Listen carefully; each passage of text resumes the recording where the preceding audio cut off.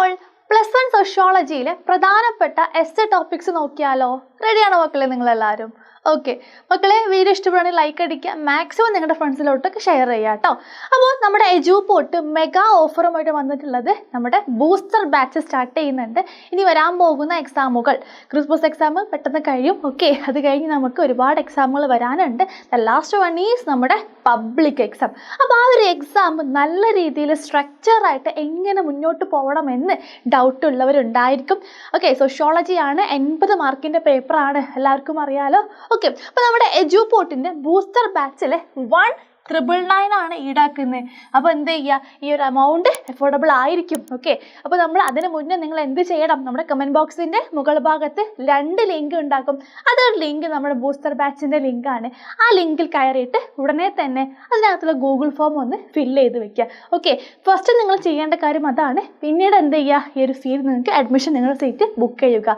Okay ആണല്ലോ? അപ്പോൾ നിങ്ങൾക്ക് ഡൗട്ട് ഉണ്ടാക്കും, ഈ പകുതിക്കുന്ന് വെച്ച് ഞങ്ങൾ ജോയിൻ ചെയ്യുകയാണെങ്കിൽ ഞങ്ങൾക്ക് എല്ലാ കാര്യങ്ങളും ലഭിക്കുമോ, ഫുൾ ചാപ്റ്റേഴ്സിൻ്റെ ക്ലാസ് കിട്ടുന്ന ഡൗട്ട്സും കാര്യങ്ങളും ഒക്കെ ഉള്ളവരായിരിക്കും.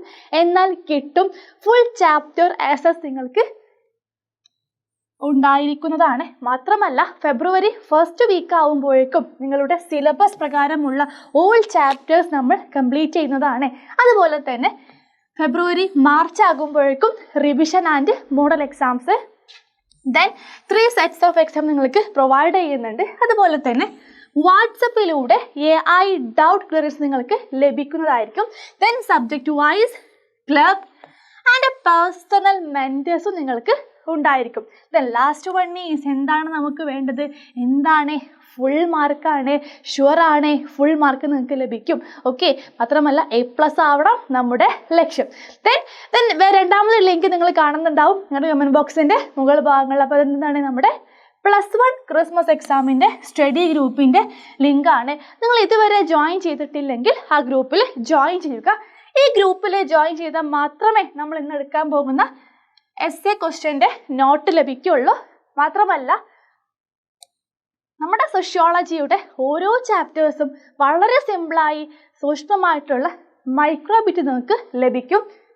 അതുപോലെ തന്നെ ഓൾ ലൈവ് ലിങ്ക് നിങ്ങൾക്ക് ഈ ഗ്രൂപ്പിലൂടെ ലഭിക്കുന്നതാണ്.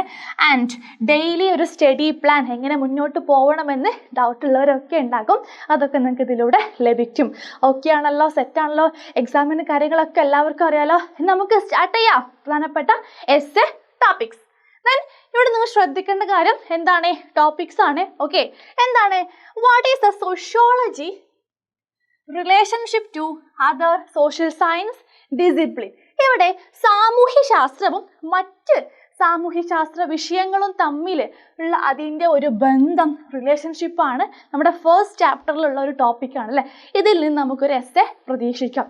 ദെൻ ഏതൊക്കെയാണെന്ന് അറിയാലോ ഏതൊക്കെയാണ് വരുന്നത്? Yes, sociology and economics, sociology and political science, sociology and history, sociology and psychology, sociology and anthropology. ഇതിൽ നിന്നും ഏതെങ്കിലും 2 വെച്ചിട്ട് എന്ത് ചെയ്യുക, അത് 2 മാത്രം പറഞ്ഞിട്ട് എസ് ചോദിക്കാം, അല്ലെങ്കിൽ ഷോർട്ട് എസ് ചോദിക്കാം. ദെൻ സോഷ്യോളജി ആൻഡ് ആന്ത്രോപോളജി മാത്രമായിട്ടും എസ്സേ ക്വസ്റ്റ്യൻ കണ്ടിട്ടുണ്ട്. അപ്പോൾ എന്ത് ചെയ്യുക, നന്നായിട്ട് ഇത് ഓരോന്നും എന്താണെന്ന് എക്സ്പ്ലെയിൻ ചെയ്ത് പഠിക്കണം. ഓക്കെ, നമുക്ക് നോക്കാം. Sociology and economics. Economics studied production, distribution, consumption of goods, will socially study social factors behind economic behavior. Sociology help us understand poverty, labor, consumer habits and inequality. ഇവിടെ സാമൂഹ്യശാസ്ത്രം എന്ന് പറയുമ്പോൾ നമുക്കറിയാം ഏതാണ് വരുന്നത്, സാമ്പത്തിക ശാസ്ത്രമായിട്ട് നല്ല റിലേഷൻഷിപ്പ് ഉണ്ട്. ഇപ്പോൾ സ്വാഭാവികമായിട്ട് നമ്മൾ ഇക്കോണോമിക്സിൽ എന്താ പഠിക്കുന്നത്? യെസ്, ഉൽപാദനത്തെക്കുറിച്ച് പഠിക്കുന്നുണ്ട്, വിതരണം, ഉപഭോഗം തുടങ്ങിയവയൊക്കെ നമ്മൾ പഠിക്കുന്നുണ്ട്. എന്നാൽ സാമ്പത്തിക പ്രവർത്തനങ്ങൾക്ക് പിന്നിലുള്ള ഒരു സാമൂഹിക ഘടകങ്ങളാണ് സാമൂഹ്യശാസ്ത്രം പരിശോധിക്കുമ്പോൾ നമുക്ക് മനസ്സിലാകും. ദെൻ ദാരിദ്ര്യം, തൊഴിലാളി പ്രശ്നങ്ങൾ, ഉപഭോക്തൃ ശീലങ്ങൾ, അസമത്വം എന്നിവയെ മനസ്സിലാക്കാൻ നമുക്ക് സോഷ്യോളജിയിലൂടെ അത് ഹെൽപ്പ് ചെയ്യുന്നുണ്ട്. മറ്റൊന്നാണ് ഏത്, സോഷ്യോളജി ആൻഡ് പൊളിറ്റിക്കൽ സയൻസ് ആണ്. ഇവിടെ രാഷ്ട്രീയ ശാസ്ത്രം അല്ലെ, അധികാരം, സർക്കാർ, രാഷ്ട്രീയ സ്ഥാപനങ്ങൾ എന്നിവയെ കുറിച്ച് പഠിക്കുന്ന എവിടെയാണ്? പൊളിറ്റിക്സിലാണ്. സമൂഹം എങ്ങനെ രാഷ്ട്രീയത്തെ സ്വാധീനിക്കുകയും അതിനാൽ സ്വാധീനിക്കപ്പെടുകയും ചെയ്യുന്ന സോഷ്യോളജി നമ്മൾ പരിശോധിക്കുന്നുണ്ട്. ദെൻ വോട്ടെടുപ്പ്, ജനാഭിപ്രായം, നേതൃത്വം തുടങ്ങിയവയും സാമൂഹിക ശാസ്ത്രം പഠിക്കുന്നുണ്ട്. അതിനൊന്നാണ് സോഷ്യോളജി ആൻഡ് ഹിസ്റ്ററി ആണ്. ഓക്കെ, അപ്പൊ ഹിസ്റ്ററിയിൽ നമ്മൾ എന്തൊക്കെയാണ് പഠിക്കുന്നത് അറിയാലോ? സോഷ്യൽ ഈവൻസിനെ കുറിച്ച് പഠിക്കുന്നുണ്ട്. അതുപോലെ കഴിഞ്ഞ കാലം ഒരുപാട് അല്ലെ വാറുകളെ കുറിച്ച് പഠിക്കുന്നുണ്ട്, രാജാക്കന്മാരെ കുറിച്ചൊക്കെ നമ്മൾ പഠിക്കുന്നുണ്ട്. അപ്പോൾ ആ ഒരു സാമൂഹിക ശാസ്ത്രം എന്താണ്? ആ സംഭവങ്ങളുടെ സാമൂഹിക കാരണങ്ങളും ഫലങ്ങളും പരിശോധിക്കുന്നുണ്ട്. ദെൻ സമൂഹം എങ്ങനെ മാറിക്കൊണ്ടിരിക്കുന്നു എന്ന് മനസ്സിലാക്കുക. ഇത് രണ്ടും കൂടെ എന്ത് ചെയ്യുന്നുണ്ട്? സഹായിക്കുന്നുണ്ട്. നെക്സ്റ്റ് ആണ് psychology and sociology and psychology ആണ്. സ്വാഭാവികമായിട്ട് നമ്മൾ സൈക്കോളജിയിൽ എന്താ പഠിക്കുക? ഒരു ഇൻഡിവിജ്വലിൻ്റെ പ്രോബ്ലം ആയിരിക്കാം, അല്ലെങ്കിൽ അവൻ്റെ പേഴ്സണാലിറ്റി പ്രശ്നങ്ങളായിരിക്കാം. അങ്ങനെ നമ്മൾ ഓരോ ഇൻഡിവിജ്വലിനെ എടുത്താൽ നമ്മൾ ഇവിടെ പഠിക്കുക, സൈക്കോളജിയിൽ പഠിക്കുക. എന്നാൽ സോഷ്യോളജി അങ്ങനെയാണോ? ഒരാളെടുത്തിട്ടാണ് പഠിക്കുക? അല്ല, അതൊരു ഗ്രൂപ്പ് ഓഫ് പീപ്പിൾസിന് എടുക്കുന്നുണ്ടാവും അല്ലേ? അപ്പോൾ ആ ഒരു ഗ്രൂപ്പിലുള്ള ആളുകളുടെ ഒരു സൈക്കോളജിക്കൽ എങ്ങനെയാണെന്നത് മനസ്സിലാക്കുന്നുണ്ട്. ദെൻ മനഃശാസ്ത്രം വ്യക്തികളുടെ മനസ്സും പെരുമാറ്റവും പഠിക്കുന്നു. സാമൂഹിക ശാസ്ത്രം ഗ്രൂപ്പുകളുടെയും സമൂഹത്തിലെ വ്യക്തികൾ എങ്ങനെ പെരുമാറുന്നത് പഠിക്കുന്നുണ്ട്. ഇരുവരും ചേർന്നാൽ വ്യക്തികൾ സമൂഹത്തിൽ എങ്ങനെ പെരുമാറുന്നുവെന്ന് നമുക്ക് വിശദമായിട്ട് മനസ്സിലാക്കാൻ സാധിക്കും. നെക്സ്റ്റ് ആണ് sociology and anthropology. Is A very important topic. Okay, then anthropology studied human evolution and culture, especially tribal and ancient societies. Then sociology, anthropology both study society, but sociology focus more on modern and complex societies. അല്ലേ? അപ്പോൾ നമുക്കറിയാം മനുഷ്യൻ എങ്ങനെയാണ് അവൻ വളർന്നു വന്നത്, അവൻ്റെ ഒരു ഒറിജിൻ എങ്ങനെയാണ്, അവൻ്റെ സംസ്കാരങ്ങൾ എങ്ങനെയാണ് ഉണ്ടായിട്ടുള്ളത്, പ്രത്യേകിച്ച് ആദിവാസികളും പുരാതന സമൂഹങ്ങളും എന്നിവയെക്കുറിച്ചൊക്കെ നമ്മളിവിടെ പഠിക്കുന്നത്. ആന്ത്രോപോളജി നമ്മൾ പഠിക്കുന്നത്. ഇരുവരും സമൂഹത്തെ പഠിച്ചാലും സോഷ്യോളജി ആധുനികവും സങ്കീർണവുമായ സമൂഹങ്ങളെക്കുറിച്ച് അധികം പഠിക്കുന്നുണ്ട്. അപ്പോൾ it's a very very important. Then sociology is closely connected to all social science. It's given a broad understanding of society by linking different disciplines. അപ്പോൾ ഈ ടോപ്പിക് എന്ത് ചെയ്യുക? പഠിച്ചു വെക്കുക. നെക്സ്റ്റ് ടോപ്പിക് ആണ് different types of social groups and their role in society. വിവിധതരം സാമൂഹിക ഗ്രൂപ്പുകളെ കുറിച്ചും സമൂഹത്തിൽ അവയുടെ പങ്കിനെ കുറിച്ചും ചർച്ച ചെയ്യുക. അറിയാലോ? അപ്പോൾ എന്താണ് സോഷ്യൽ ഗ്രൂപ്പ് എന്ന് നിങ്ങൾ എന്ത് ചെയ്യണം? ജസ്റ്റ് ഒന്ന് 8 മാർക്കിനൊക്കെ ചോദിക്കുമ്പോൾ എന്ത് ചെയ്യുക? എന്താണ് സോഷ്യൽ ഗ്രൂപ്പ് എന്ന് എഴുതി വെക്കുക. ഒരു പ്രത്യേക സമൂഹത്തിൽ പൊതു താല്പര്യങ്ങളെ, അവരുടെ സംസ്കാരങ്ങളെ, മൂല്യങ്ങളെ, നിയമങ്ങളെ തുടർച്ചയായ പരസ്പര പ്രവർത്തനങ്ങളിലൂടെ പങ്കുവെക്കുന്ന വ്യക്തികളുടെ ഒരു കൂട്ടത്തിനാണ് നമ്മൾ എന്ത് പറയുക? സോഷ്യൽ ഗ്രൂപ്പ് അല്ലെങ്കിൽ സാമൂഹിക സംഘം എന്ന് പറയുന്നത്. അപ്പോൾ നമുക്കറിയാം സോഷ്യൽ ഗ്രൂപ്പിന് ഒരുപാട് ഫീച്ചേഴ്സും കാര്യങ്ങളൊക്കെ ഉണ്ട്. കണ്ടിന്യൂസ് ഇൻട്രാക്ഷൻ ഉണ്ടായിരിക്കും. Okay, sustainable mode of this interaction, group consciousness ആയിരിക്കും, പബ്ലിക് ഇൻട്രസ്റ്റ് ഉണ്ടായിരിക്കും, acceptance of common rules and values, a definite structure അതിൽ ഉണ്ടായിരിക്കും. Okay, types of social group ആണ് അറിയാലോ.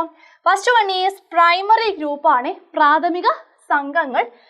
സെക്കൻഡറി ഗ്രൂപ്പ് ദ്വിതീയ സംഘങ്ങൾ. കമ്മ്യൂണിറ്റി ഓർ അസോസിയേഷൻ സമുദായ സംഘങ്ങൾ. In group and out group അംഗസംഘങ്ങളും അംഗേതര സംഘങ്ങളും. റെഫറൻസ് ഗ്രൂപ്പ് സൂചിത സംഘങ്ങൾ. പിയർ ഗ്രൂപ്പ് സമ സംഘങ്ങൾ. അപ്പോൾ എന്താണ് പ്രൈമറി ഗ്രൂപ്പ്? ഇവിടെ കൊടുത്തിട്ടുണ്ട്. അതിൻ്റെ ഫീച്ചേഴ്സ് കൊടുത്ത എന്താണ്? Members of the primary group have a sense of we. അല്ലേ? ഇവിടെ എന്താണ്? മെമ്പേഴ്സ് തമ്മിൽ നമ്മൾ എന്നൊരു ഫീൽ, അവർക്കൊരു ബോധം ഉണ്ടായിരിക്കും. സ്മോൾ ഇൻ സൈസ് അല്ലെ, വലുപ്പത്തിൽ എന്താകും? ചെറുതായിരിക്കും. ദെൻ പേഴ്സൺ ഓറിയന്റഡ് ആണല്ലേ, വ്യക്തികൾ നിഷ്ഠിതമാണ്. ഹാവ് ഡയറക്റ്റ് ഇമോഷണൽ റിലേഷൻഷിപ്പ്, വൈകാരികമായി നേരിട്ടുള്ള ബന്ധങ്ങൾ ഉണ്ടായിരിക്കും. നെക്സ്റ്റ് എന്താണ്? സെക്കൻഡറി ഗ്രൂപ്പാണ്. അതെന്താണെന്ന് ഇവിടെ കൊടുത്തിട്ടുണ്ട്. അതിൻ്റെ സവിശേഷത നമുക്ക് നോക്കാം. First one is formal relationship ആണ് അല്ലേ. ഈ ഒരു സെക്കൻഡറി ഗ്രൂപ്പ് അല്ലെങ്കിൽ ദ്വിതീയ ഗ്രൂപ്പ് എന്തിനാണ് ഉണ്ടാക്കുന്നത്? അതൊരു ഔപചാരികമായിട്ടുള്ള എന്തെങ്കിലും ഒരു കാര്യത്തിന് അവിടെ കൂട്ടം കൂടുന്നുണ്ടാവുക. ഫോർ എക്സാമ്പിൾ ഇപ്പോൾ ഒരു ക്ലബ് ആണെങ്കിൽ ഓക്കെ, അല്ലെങ്കിൽ ഒരു ട്രൈഡ് ഓർഗനൈസേഷൻ ആണെങ്കിലൊക്കെ അങ്ങനെ വരും. ഓക്കെ, നെക്സ്റ്റ് എന്താണ്? Goal oriented. അപ്പോൾ ഈ കൂട്ടം കൂടുന്നത് എന്തിനായിരിക്കും? എന്തെങ്കിലും ഒരു ലക്ഷ്യം നേടാനായിരിക്കും. Then relatively large. ഇപ്പോൾ നമ്മൾ പ്രൈമറി ഗ്രൂപ്പ് വെച്ച് നോക്കുമ്പോൾ എന്തായിരിക്കും? അത് വലുതായിരിക്കും. Non direct communication. ഇവിടെ എന്താണ്? നേരിട്ടല്ലാതെയുള്ള ഒരു ആശയവിനിമയം നമുക്ക് കാണാൻ പറ്റും. നെക്സ്റ്റ് ആണ് ഏത്? കമ്മ്യൂണിറ്റി ആണ്. കമ്മ്യൂണിറ്റി എന്ന് പറയുമ്പോൾ ഇത്രയേ ഉള്ളൂ. ഇപ്പം നമ്മൾ താമസിക്കുന്ന ഒരു ഗ്രാമം, ഓക്കെ, ആ ഗ്രാമത്തിനകത്ത് എന്തുണ്ടാകും? നമുക്ക് കുറച്ചൊക്കെ ഭാഗങ്ങൾ വീടുകളൊക്കെ നമുക്ക് നന്നായിട്ട് അറിയാമായിരിക്കും. ആ ഒരു അവിടെ നമുക്കൊരു വി എന്നുള്ള ഫീലും കാര്യങ്ങളൊക്കെ നമുക്ക് ഉണ്ടാകും. ഇനി നമുക്ക് ഫീച്ചേഴ്സ് നോക്കാം. ദ ഫീലിംഗ് ഓഫ് വി, നമ്മൾ എന്നൊരു വികാരം ഉണ്ടായിരിക്കും. ലോങ് ലാസ്റ്റിംഗ് റിലേഷൻഷിപ്പ്, ദീർഘകാലം നിലനിൽക്കുന്ന ബന്ധങ്ങൾ. As a defined area of land, നിക്ഷിത ഭൂപ്രദേശം. ഓക്കെ, ദെൻ മറ്റൊന്നാണ് in group and out group ആണ്. ഈ ഒരു കോൺസെപ്റ്റ് കൊണ്ടുവന്ന വ്യക്തിയാണ് ആര്? WG Sumner. ഓക്കെ, ഇതിന്റെ പേരെന്ത് ചെയ്യുക? ഓർത്തു വെക്കുക. അപ്പോൾ in group and out group എന്ന് പറയുമ്പോൾ ഫോർ എക്സാമ്പിൾ, ചെറിയൊരു എക്സാമ്പിൾ പറയാം. നമ്മുടെ കേരളം പറയുമ്പോൾ എന്താണ്? മലയാളം സംസാരിക്കുന്ന മലയാളികൾ ഒരു ഗ്രൂപ്പാണ് അല്ലേ. അപ്പോൾ കേരളത്തിൽ എല്ലാ ആളുകളും മലയാളികളാണോ? അല്ല, അവിടെ നമുക്ക് തമിഴന്മാരുണ്ട് അല്ലേ, ബംഗാളീസ് ഉണ്ട്, ആസാമീസ് ഉണ്ട്, പല പല ഭാഷകൾ സംസാരിക്കുന്ന ആളുകളൊക്കെ അവിടെ ഉണ്ട്. അപ്പോൾ അവർ നമുക്ക് എന്താണ്? ഔട്ട് ഗ്രൂപ്പാണ് അല്ലേ, പുറത്തുനിന്ന് വന്ന ആളുകളാണ്. അപ്പോൾ ഇൻ ഗ്രൂപ്പ് എന്ന് പറയുമ്പോൾ എന്താവും? സ്വന്തമായിട്ട് സ്വത്വവും അല്ലേ ഒരേപോലത്തെ വിശ്വാസ രീതികളൊക്കെ ഫോളോ ചെയ്യുന്ന ആളുകളായിരിക്കും. അതിനകത്ത് നിന്ന് എന്താകും? വരുന്നവരൊക്കെ ഔട്ട് ഗ്രൂപ്പാണെന്ന് പറയാം. ഓക്കെ, നെക്സ്റ്റ് ആണ് റെഫറൻസ് ഗ്രൂപ്പാണ്. ഇവിടെ ഇത്രയേ ഉള്ളൂ. ഇപ്പം നമ്മൾ ഒരാളെ പോലെ ഇമിറ്റേറ്റ് ചെയ്യാറുണ്ട്. ഓക്കെ, നമ്മുടെ ഒരു വിശ്വാസങ്ങളെ, ആചാരങ്ങളെ, അതുപോട്ടെ നമ്മുടെ ഡ്രസ്സിങ് രീതി ആയിക്കോട്ടെ, നമ്മുടെ കൾച്ചർ ആയിക്കോട്ടെ, നമ്മുടെ ബിലീഫ്സ് എല്ലാം മാറ്റി വെച്ചിട്ട് നമ്മൾ മറ്റൊരാളെ പോലെ അല്ലെ ആവാൻ വേണ്ടി അയാളുടെ ക്യാരക്ടർ നമ്മൾ എടുക്കുന്നു, അയാളുടെ വിശ്വാസങ്ങൾ നമ്മൾ എടുക്കുന്നു. ഓക്കെ, അത് നമുക്കിവിടെ ഒരു എക്സാമ്പിളായിട്ട് കൊടുക്കാം. ഒരു വ്യക്തി ഏതു സംഘങ്ങളുടെ ജീവിത രീതികളാണ് അനുകരിക്കപ്പെടുന്നത്, ആ സംഘത്തെയാണ് നമ്മൾ എന്ത് വിളിക്കുന്നത്? സുചിത സംഘം എന്ന് പറയുന്നത്. വ്യക്തികൾ ഇത്തരം സംഘങ്ങളെ നിരന്തരം നിരീക്ഷിക്കുകയും അത്തരം സംഘങ്ങളിലെ അംഗമാവുന്നതിന് വേണ്ടി താല്പര്യം പ്രകടിപ്പിക്കുകയും ചെയ്യാറുണ്ട്. നെക്സ്റ്റ് പിയർ ഗ്രൂപ്പാണ്, അറിയാലോ. ദെൻ സമപ്രായക്കാരായ ഒരു ഗ്രൂപ്പാണ് ഏത് പറഞ്ഞ പിയർ ഗ്രൂപ്പ് എന്ന് പറയുന്നത്. നെക്സ്റ്റ് ടോപ്പിക്കാണ് explain how social order in maintaining the urban areas. നഗരപ്രദേശങ്ങളിലും സാമൂഹിക ക്രമസമാധാനം എങ്ങനെയാണ് നിലനിർത്തുന്നത് വിശദീകരിക്കുക. അപ്പോൾ എന്താണ് സോഷ്യൽ ഓർഡർ എന്ന് നമ്മൾ ഫസ്റ്റ് എഴുതണം അല്ലേ. നഗര സമൂഹത്തിൽ ജനസംഖ്യ കൂടുതലായിരിക്കും, അവിടെ വൈവിധ്യമാർന്നതും വ്യക്തിപര ബന്ധങ്ങളും കുറവായതിനാൽ ഔപചാരിക സാമൂഹിക നിയന്ത്രണ മാർഗങ്ങളിലൂടെയാണ് അവിടെ എന്ത് സാമൂഹിക ക്രമം, ഒരു സോഷ്യൽ ഓർഡർ നിലനിർത്തുന്നത്. ഓക്കെ, അതിലൊന്നാണ് ഏത്? Formal law and legal system. Okay, നിയമങ്ങളും നിയമവ്യവസ്ഥയും. ഇവിടെ urban society is governed by written law, court, judiciary and legal institutions punish offenders and ensure justice which help maintains discipline and order. അപ്പോൾ നമുക്കറിയാം നഗരങ്ങളിൽ എന്താണ് എഴുത്തുപരമായ നിയമങ്ങളും നിയമങ്ങൾ നിലവിലുണ്ട്.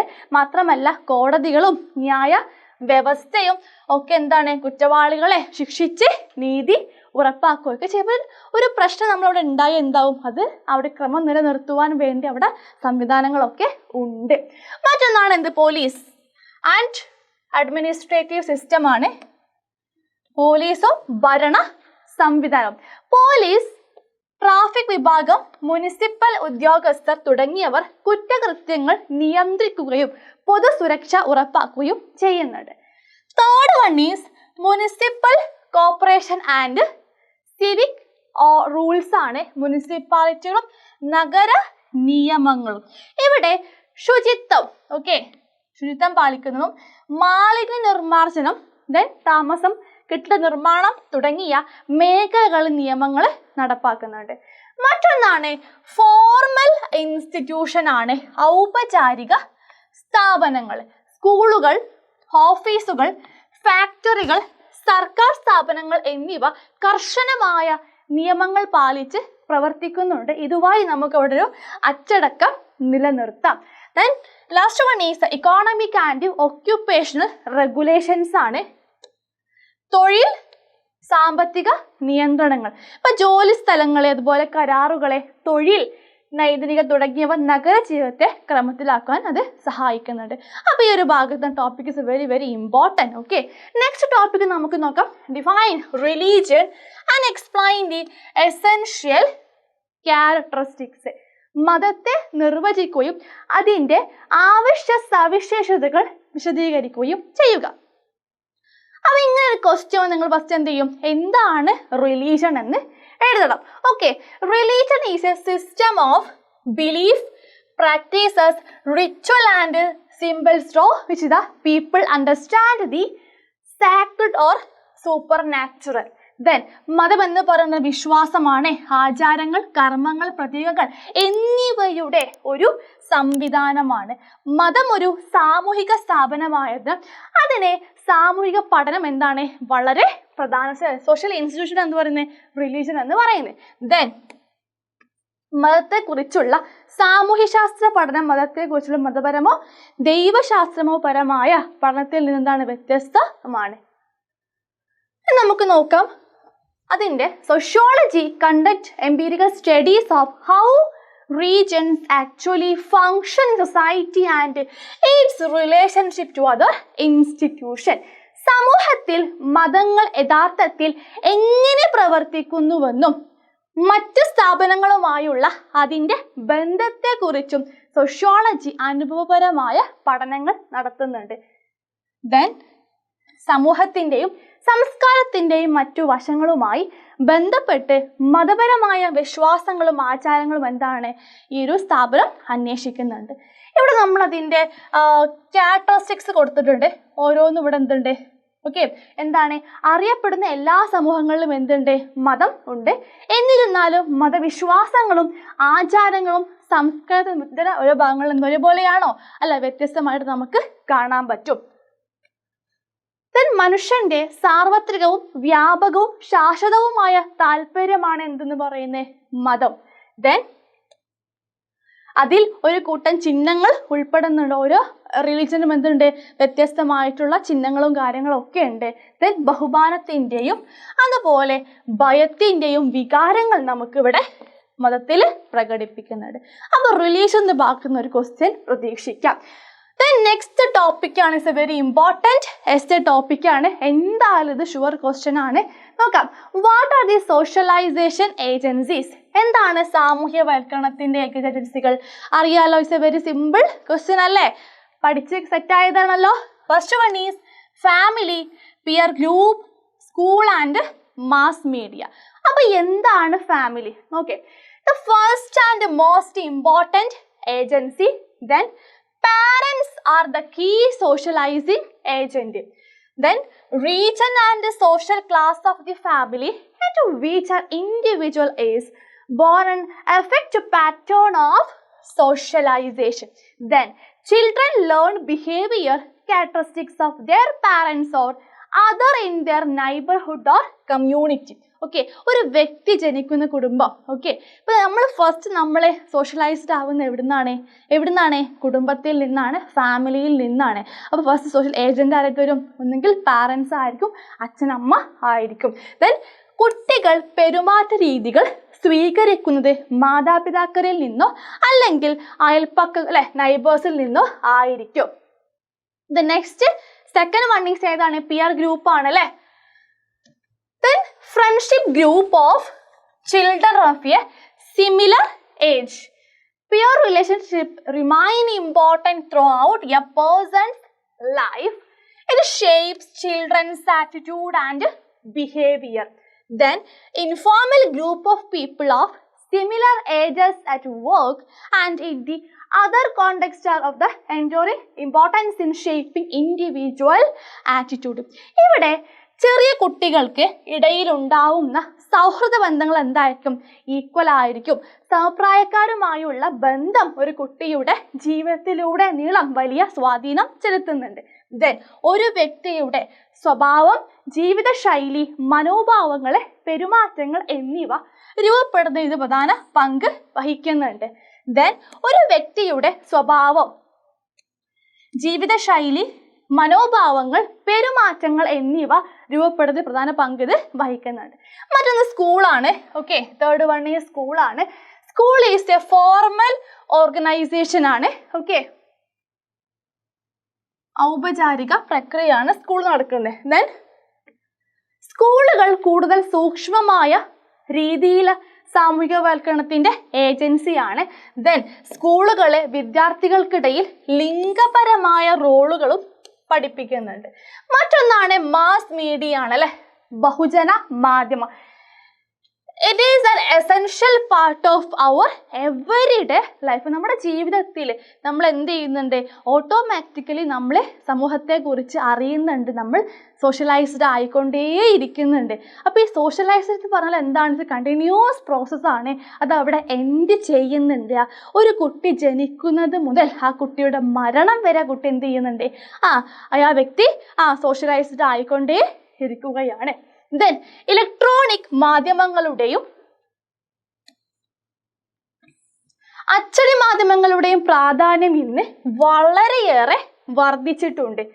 മാധ്യമങ്ങൾ വിവരങ്ങൾ നൽകുവാനുള്ള ഒരു സ്രോതസ്സാണ്. ദെൻ ജനാധിപത്യത്തിലെ ആളുകളെ കൂടുതലായിട്ട് ജനാധിപത്യമാക്കുവാൻ ഇത് സഹായിക്കുന്നുണ്ട്. നെക്സ്റ്റ് ഒരു ടോപ്പിക്കാണ് explain the Durkheim's concept of mechanical and organic solidarity. How do they differ from each others? അപ്പോൾ എമിലി ദുർക്കീമിന്റെ യാന്ത്രിക ജൈവ ഐക്യദാർഢ്യത്തെക്കുറിച്ചുള്ള ആശയങ്ങൾ വിശദീകരിക്കുക. അവ എങ്ങനെയാണ് പരസ്പരം വ്യത്യാസപ്പെട്ടിരിക്കുന്നത് എന്ത് ചെയ്യുക നോക്കുക. അപ്പൊ എന്താണ് മെക്കാനിക്കൽ സോളിഡാരിറ്റി എന്താണെന്ന് എന്ത് ചെയ്യുക നിങ്ങളിവിടെ എഴുതണം. Okay, mechanical solidarity is found in traditional small and simple societies. പരമ്പരാഗതവും ചെറിയതുമായ ലളിത സമൂഹങ്ങൾ നമുക്കിത് കാണുന്നതാണ്. ദെൻ